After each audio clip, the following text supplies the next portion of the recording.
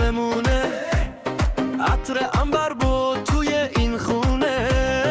آره یامان رایس یعنی طعم جنوب، کیفیت عالی با یک حس خوب، قیمتش ارزان دلت شاده شاده، ارسالش مفت مفت خودش فریاده. هایی که ما اومد با خنده بهت، بگو بد دلت امشب نوبته.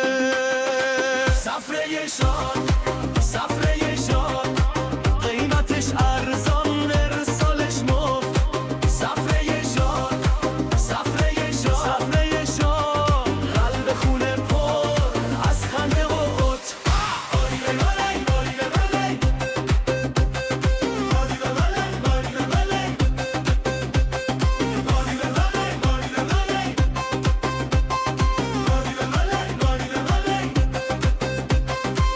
هی که ما اومد با خنده بهت گفت، این برنج تضمین برگشت داره، قصه رو از قلبتون برمیداره.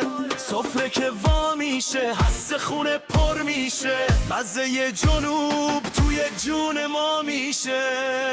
سفره شاد سفره شاد، قیمتش ارزان ارسالش مفت.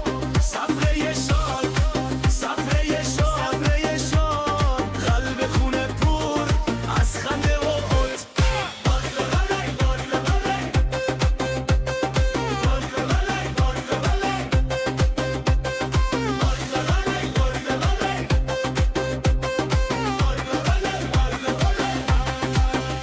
اگه روزت خسته است اینجا بنشین، یه لقمه یه لبخند تا دلت آروم بشین. عطر عنبر بود توی این خونه، با هر دونه برنج میریزه به جونت.